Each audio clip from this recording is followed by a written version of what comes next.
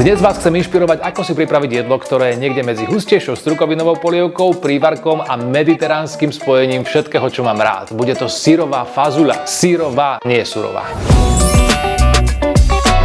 Dostať strukoviny na tanier niekoľkokrát do týždňa vôbec nie je časovo náročné. Uvarte naraz väčšie množstvo, uskladíte ho v chladničke a postupne strukoviny pridávajte do rôznych jedál. Vytvoríte celkom nové receptúry. Pridajte trochu cíceru do panvice k vajíčkam, šošovicu do šalátu alebo si z byliniek a feta syru pripravte takúto pochuť.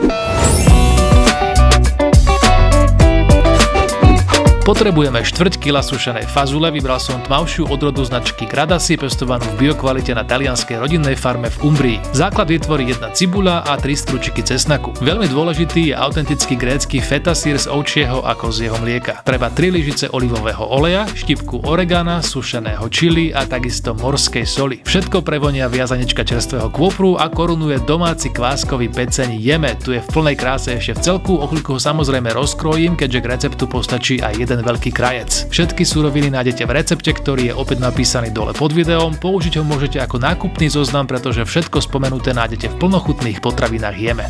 Recept funguje aj s inými druhmi fazule. Ak máte domácu, neváhajte ju teda použiť. S bielou fazulou dosiahnete vďaka omáčke nádherne biele porcie, zo strakatou zase zaujímavejší kontrast. Nezabudnite ju však deň vopred alebo aspoň v 8-hodinovom predstihu namočiť v dostatočnom množstve čerstvej vody. Rovnako dôležité je potom strukovinu scediť a prepláchnuť a pred varením opäť zaliať dávkou čerstvej vody. Obsah hrnca opatrne privedieme do bodu varu a v úvode najskôr lyžicou pozbierame počiatočnú penu. Potom varíme do zmäknutia vyše 3/4 hodiny. Fazuľa by sa nemala rozpadávať ani zostať tvrdá. Jej ďalšie varenie zastavíme aj tým, že ju po dovarení scedíme. V hrnci alebo hlbokej panvici ohrejeme 3 lyžice olivového oleja. Väčšiu cibuľu očistíme, nadrobno pokrájame, pridáme na rozohriatý olej a potom pomaly opekáme a občas miešame.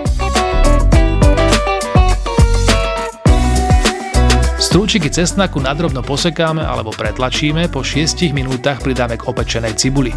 Dochutíme štipkou sušeného oregana a štedrou dávkou čerstvého kôpru, z ktorého ešte pár kúskov odložíme aj na servírovanie. Všetko spolu krátko miešame a o 2 minúty neskôr pridáme aj uvarenú a scedenú fazuľu. Všetky suroviny zalejeme 400 ml vriacej vody a aby sa všetky chute prepojili, potom ešte 5 minút spoločne prevaríme. Grécky syr feta vyrobený z ovčieho a kozieho mlieka najskôr nahrubo postrúhame, vďaka čomu sa takmer ihneď po pridaní do hrnca roztopí. A už len zľahka miešame, kým jedlo nezíska krémovú konzistenciu. Aj tu môžete podľa vlastného gusta regulovať pridaním menšieho alebo väčšieho množstva vody. Ochutnáme a podľa potreby dochutíme morskou soľou. Syrová fazuľa sa nezaobíde bez krajca čerstvého a voňavého chleba. Zvolil som môj obľúbený domáci kváskový peceň upečený v sálavých peciach remeselnej pekárne Jeme. Je z pšeničnej múky lokálneho pestovateľa PD Sokolce a pšeničného kvásku.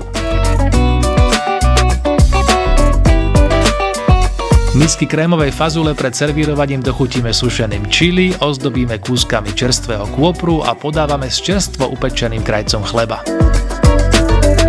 Ak obľubujete pikantné a máte po ruke čerstvú čili papričku, celkom určite ju nasekajte do každej porcie.